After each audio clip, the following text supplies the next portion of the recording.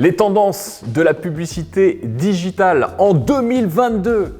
La vidéo que tous les entrepreneurs et les porteurs de projets attendaient avec Vedank, cofondateur de l'agence Adex. On commence par high five. Yes. Hey.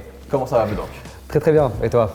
Très bien, très chaud là. L'année 2022 commence. Tu vas venir, apparemment, c'est ce que les rumeurs disent, dans cette vidéo avec plein de petites pépites sur les bonnes tendances publicitaires. Elle commence bien. Parce qu'il paraît que tu aimes bien dépenser sur les plateformes. C'est ça, dépenser mais intelligemment. Exactement, rentabiliser surtout, c'est le plus important. Donc Vedank, si tu ne connais pas, il y a des interviews déjà sur la chaîne. Tu tapes Vedank dans ma chaîne et tu regardes. Vedank, c'est mon associé. C'est aussi la personne qui s'occupe depuis maintenant plus de 2 ans de mon compte publicitaire, enfin de mes comptes publicitaires pour être précis, Facebook, YouTube Ads, etc., etc. Il y en a d'autres, on va en parler. Avant ça, donc, tu peux t'abonner si tu aimes bien ce que je fais. C'est le meilleur moyen de me dire merci. Donc, clique sur le bouton s'abonner, pose toutes tes questions. Ça fera un plaisir aussi de répondre à tout ça. C'est parti, on commence. Vedank, est-ce que tu peux rappeler qui tu es à ceux qui ne connaissent pas encore? Bien sûr, donc je m'appelle Vedank, je suis le traffic manager d'Adex, mais également le fondateur de l'agence de publicité digitale Adex. J'ai travaillé en entreprise pendant plus de 5 ans. J'étais donc traffic manager également dans de grandes entreprises, dans un grand groupe bancaire. Et puis après, voilà, je voulais impacter davantage et aider donc des clients de différents secteurs d'activité à se développer. Et on a monté l'agence dont je suis l'heureux cofondateur. Yes, Adex, que tu trouveras en lien juste en dessous. Maintenant, un chiffre pour te motiver à continuer à écouter cette interview, parce que là tu te dis peut-être ouais bon ok, moi je ne connais pas Vedank ou qu'est-ce qui fait que je devrais vous écouter. Aujourd'hui, combien tu gères de budget dans l'agence Adex? Alors mensuellement, on est à une moyenne de 55 000 €, donc on commence très bien en 2022. Pas mal, très intéressant. Donc quelqu'un qui gère plus de 50 000 € par mois de budget pub pour les clients a certainement des choses très intéressantes à partager avec vous les amis. Et juste avant de parler donc des tendances pour 2022 et comment avoir toujours un plus gros ROS dans tes investissements publicitaires, pourquoi Vedank il faut faire de la pub digitale en 2022? On n'est pas censé juste avoir un bon produit, ça se vend tout seul? Non, en fait, il y a de plus en plus de compétition. Forcément, tout le monde s'intéresse à Internet, tout le monde veut travailler à distance, tout le monde veut toucher plus de monde. Donc il y a de plus en plus de compétition et en fait faire de la publicité digitale c'est devenu indispensable si tu veux réussir aujourd'hui. Mais il faut le faire de la bonne manière parce que il ne suffit pas de jeter ton produit dans la masse comme ça dans la foule. On parle de plus en plus de publicité séquencée. Mais en tout cas aujourd'hui c'est vrai que c'est un levier indispensable dans les entreprises. Ne serait-ce que pour exister, parce que c'est pas parce que tu as un bon produit qui va se vendre tout naturellement. Avant on disait ça à l'ancienne, mais si tu as un bon produit, il va se vendre tout seul. Mais plus le temps passe et plus en fait cette affirmation s'avère fausse. Pourquoi? Parce que comme tu as dit, de plus en plus d'entrepreneurs, de plus en plus de propositions, de plus en plus en tant que prospect, en tant que client, nous sommes amenés à visionner des centaines et des centaines de pubs par jour. Ouais. Que ce soit sur le téléphone portable, que ce soit, l'expression de Dieu, que ce soit sur le smartphone, la tablette, l'ordi, les transports en commun avec les publicités classiques, on est quand même habitué à ça. Donc il faut trouver des solutions pour tout de suite faire la différence et être vu parmi cette pléthore d'offres. C'est ça. Du coup, il y a quand même des changements. Qu'est-ce qui change en 2022, Vedank? Eh bien, c'est compliqué, apparemment, certains disent qu'ils n'arrivent plus à faire de la pub. Qu'est-ce qui se passe? Eh bien, en 2022, il y a de plus en plus de compétition, donc vous comprendrez que le temps d'attention est de plus en plus limité également. Donc clairement, en fait, la force des créatives, c'est quelque chose de très très important. Le fait d'avoir de bonnes vidéos, le fait d'avoir de belles images, des images qui se fondent dans la masse, qui n'ont pas vraiment l'air de publicité. Ouais, ça c'est vraiment super important parce que en fait aujourd'hui les gens skippent la publicité, ils la passent. On voit une publicité, on fait défiler son écran. Par contre, on va s'intéresser de plus en plus à ce qui a l'air organique et authentique. Donc là vous avez déjà une grosse pépite. Évitez de professionnaliser de trop. Essayez parfois des images qui se font dans la masse, des images un peu plus naturelles. C'est quelque chose qui est vraiment dans l'air du temps aujourd'hui. Notamment un truc qu'on a fait récemment, grâce à ton conseil dans la partie business en interne chez nous, c'est qu'on a pris des photos de mon smartphone, de ma vie du quotidien, avec mes enfants, en train d'être au bord de la mer, en famille, etc. Je te les ai donnés, on a mis un texte de copywriting assez simple au final et on a eu de très bons taux de conversion à des gros CTR. Ça faisait longtemps qu'on n'avait pas eu des CTR aussi élevés. C'est vrai. Donc ça, c'est vrai que c'est assez important parce que souvent on se dit que ce soit dans l'infoprenariat, dans l'e-commerce, qu'on a intérêt à dégager une image de marque qui est assez qualitative et professionnelle, c'est vrai, mais sur les réseaux sociaux, les gens nous voient comme étant des vendeurs de tapis, par exemple, si on a une image qui est trop professionnelle, si vous faites des photos avec des Lamborghini, avec trop pub, trop business, trop dans le radar. Voilà. Par contre, une photo du quotidien, ça marche beaucoup mieux. Et d'ailleurs, ce conseil, il est aussi vrai, donc là on parle d'infoprenariat, mais il est d'autant plus vrai aussi dans l'e-commerce, puisque tu le sais maintenant, j'ai une marque d'e-commerce à Maurice, glow.mu. Figure-toi donc qu'on a fait un shooting professionnel avec le professionnel des plus grands professionnels ici, Antoine, de l'agence Storymakers. Donc évidemment, ça fait un super beau site, ça convertit bien, etc. Et on a réutilisé le contenu des utilisateurs UGC, du produit UGC. Et donc, ça a cartonné et pourtant on a des photos pixelisées, on a des vidéos faites au smartphone un peu dégueulasses et ça cartonne. L'authenticité, c'est vraiment la clé, donc c'est ce qu'il faut, que ce soit en e-commerce ou en infoprenariat, donc le contenu généré utilisateur, les témoignages clients, c'est vraiment des formats qui sont clés. Et aussi une grosse tendance, on entend beaucoup parler de TikTok de manière générale. Si on prend le format donc plutôt, je dirais, allongé, vertical, c'est vraiment une tendance en placement donc sur Instagram. Lorsque vous faites des reels sur Facebook, les reels par exemple, donc tous ces formats-là, formats rapides, courts, intenses et dynamiques, ce sont donc les formats clés pour 2022. Excellent. Est-ce qu'il y a des choses qui changent? On en parlait hier. Entre nous, il y a eu quand même iOS 14, là il y a iOS 15. Est-ce que ça se complique pour les annonceurs? Ça se complique parce que en fait, tu as une traçabilité et une lecture qui est beaucoup moins complète qu'avant. Ce qui veut dire qu'on a moins de data qui remonte, on a moins de données, donc c'est beaucoup plus compliqué de prendre des décisions. Et donc c'est vrai que le métier se professionnalise.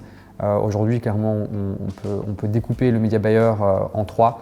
Une partie qui est sur la créa, donc quelqu'un qui va vraiment en fait découper les tendances, qui va les recenser et qui va pouvoir donc transmettre je dirais des créas donc dynamiques sur ces plateformes. Une partie plutôt optimisateur, donc quelqu'un qui va vraiment regarder ce qui se passe dans les campagnes, qui va optimiser le ciblage, qui va vraiment prendre le temps d'optimiser les campagnes en tant que telles, et une grosse partie data parce qu'en fait on perd en lecture. Donc c'est très très important d'avoir une belle stratégie de lecture parce que sans ça, vous n'allez pas pouvoir donc les optimiser. 3 angles, créa, Deuxième, donc l'optimisation des campagnes en tant que telles, donc media buying. Yes. Troisième, data driven. Data driven.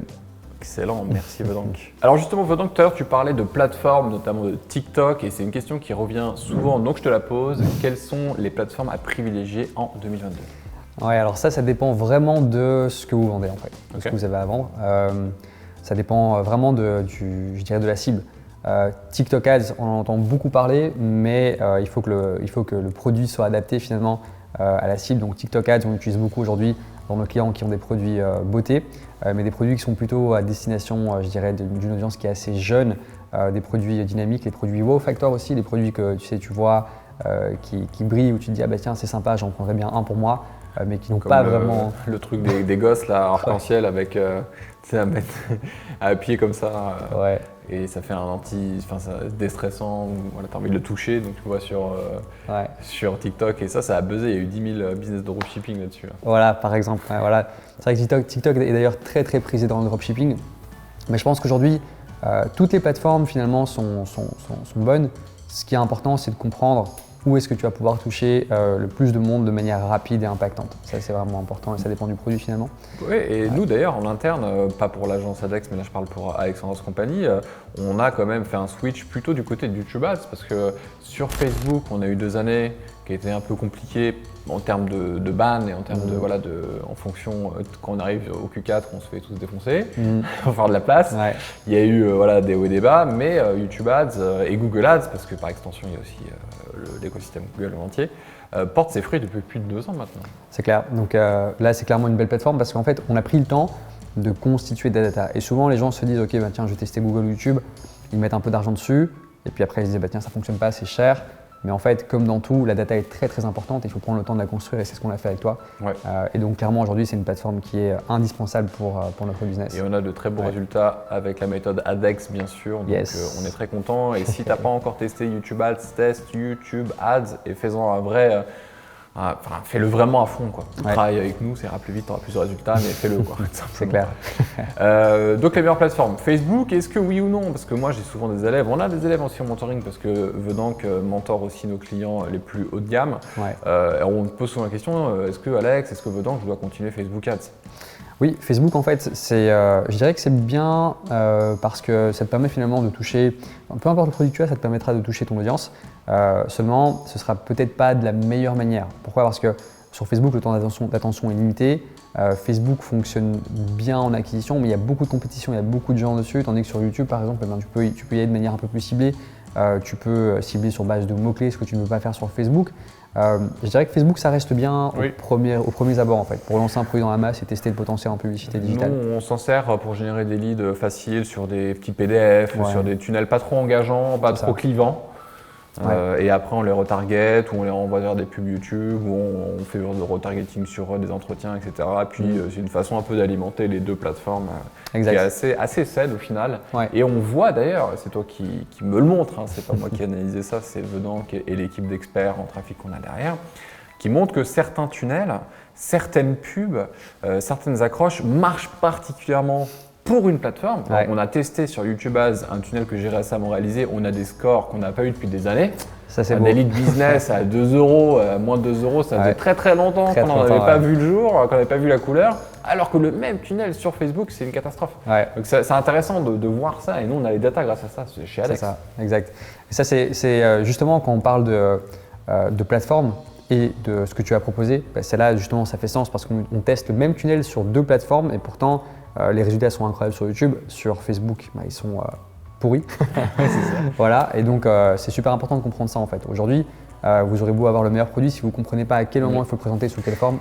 Et imagine le gâchis et le potentiel de, Ouais. par exemple, d'une personne qui nous écoute, tu testes un tunnel, tu vois, sur Facebook ça rapporte rien, mais tu n'as pas les compétences ou tu n'as pas la bonne agence sur YouTube Ads et tu passes littéralement à côté du business de ta vie parce que Ouais. tu n'as pas su saisir et tu n'as pas su t'encadrer des bonnes personnes. Donc c'est quand même assez fou. Ouais, ça arrive très très souvent. Et justement, c'est quoi, Vedank, le plus important pour réussir à faire de la pub rentable? L'élément le plus important en pub selon toi? Je dirais que c'est le fait de ne pas prendre de décision trop tôt, parce que comme je le disais, la lecture aujourd'hui elle est complètement biaisée, parce qu'on a beaucoup moins de traçabilité. Et si tu rajoutes de l'émotionnel et que tu n'as pas l'habitude de voir des chiffres, tu peux très vite te dire bah, tiens ça fonctionne pas, je coupe. Et en fait tu peux littéralement passer à côté de l'opportunité de ta vie, comme on le disait là. Notamment c'est intéressant parce que sur le tunnel qu'on a lancé, Oui. sur YouTube, au début lorsqu'on a lancé, les coûts étaient Oui, c'était très, très longs. pas. Ça n'a pas été tout de suite. Non, c'était en fait au début ce qu'on a eu c'est qu'on a eu des coûts, on a eu deux, voilà ça c'est assez important, mais on a eu deux challenges sur ce tunnel. Le premier challenge, on s'est fait refuser les pubs. Et donc j'aurais très bien pu me dire ok bon là on va cramer le compte, on fait fait rien, marche laisse arrière, on tomber. fait rien. Pourtant on a choisi de le faire de manière beaucoup plus douce, de manière beaucoup plus sobre et de manière beaucoup plus généraliste. Et là les coûts n'étaient pas superbes au début, mais après en changeant un élément, un petit élément, en passant sur les audiences qu'on avait déjà préparées, les audiences chaudes, on avait des coûts incroyablement bas en fait. Et donc justement ça a permis d'enrichir la data, super important, et aujourd'hui on a des résultats qui sont super sur les audiences froides également. Et on a même vu hier en faisant l'analyse qu'il y a des audiences froides, donc de personnes qui n'ont jamais entendu parler de moi, qui convertissent mieux que mes propres audiences chaudes, ce qui est quand même un truc exceptionnel. C'est clair. Ça arrive peu de fois, il faut en profiter. Donc il y a des opportunités. C'est les soldes. Quand vous avez des petits génies qui sont derrière aux commandes, bah, ça fait toujours plaisir. Est-ce que tu as une autre recommandation?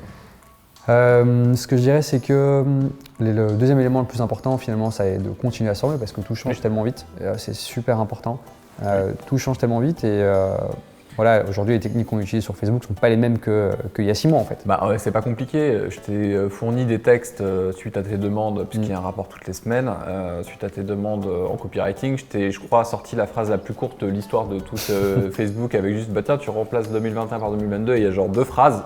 Faut se remettre dans le contexte. Il y a 3 ans, j'écrivais des pavés comme ça sur Facebook. Ouais, Et maintenant, c'est une phrase ou deux, quoi. ouais, c'est ça. Et ça fonctionne. Donc c'est pour ça que, j'aurais instinctivement jamais fait ça. J'aurais continué à me faire bannir en me disant vas-y Facebook c'est de la daube, j'arrête.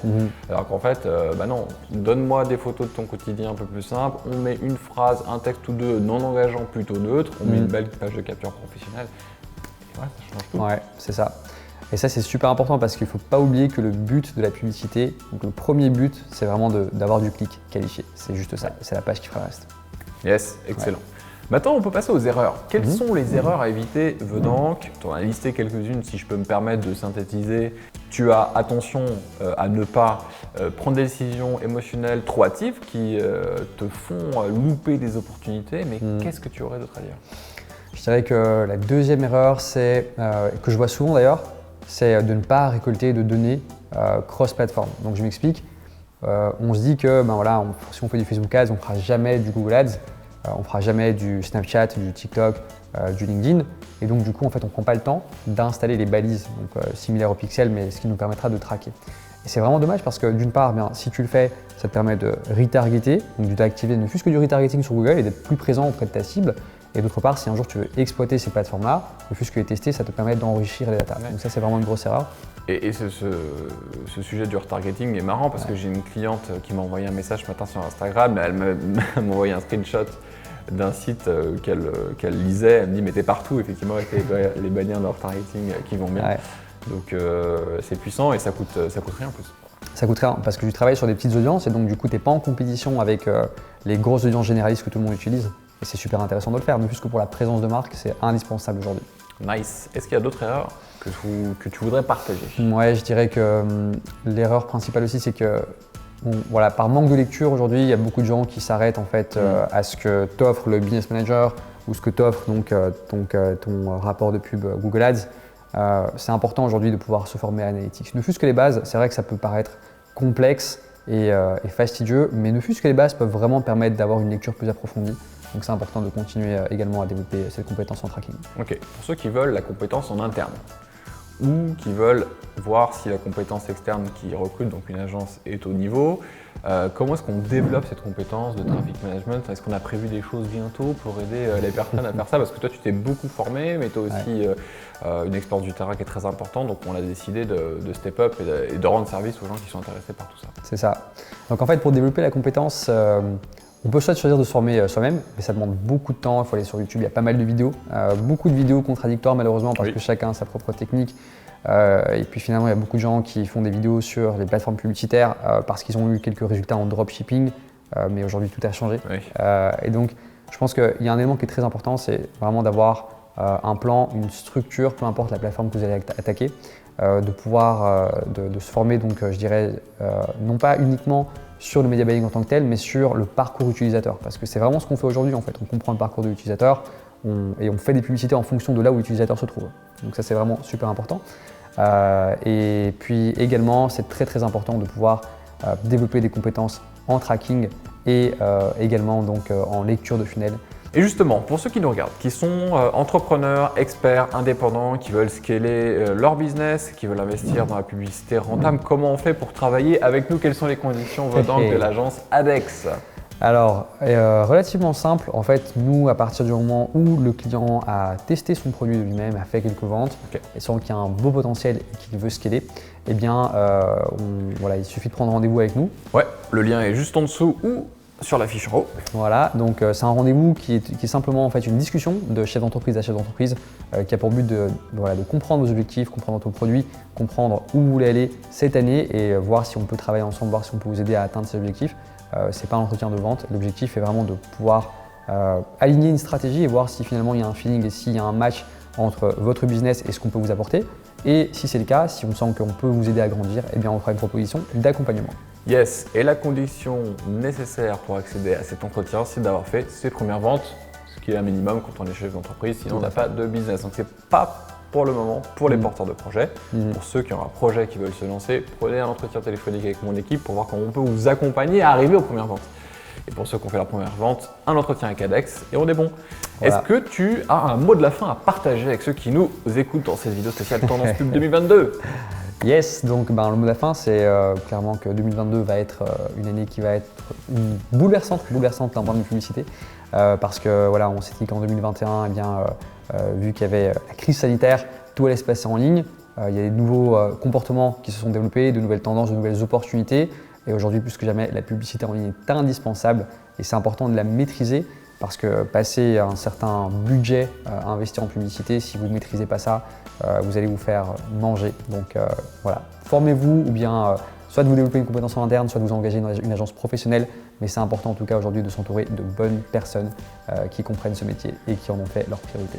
Yes, excellent, merci Vedank. Et justement, toutes les ressources sont à disposition juste en dessous pour prendre un rendez-vous avec l'équipe ADEX ou juste au-dessus en fiche pour prendre un entretien téléphonique avec la team et voir comment on peut vous accompagner. Merci infiniment et à très bientôt les amis. Ciao, ciao. Bye bye. N'oubliez pas, abonnez-vous, partagez, likez, commentez. On sera là. Salut.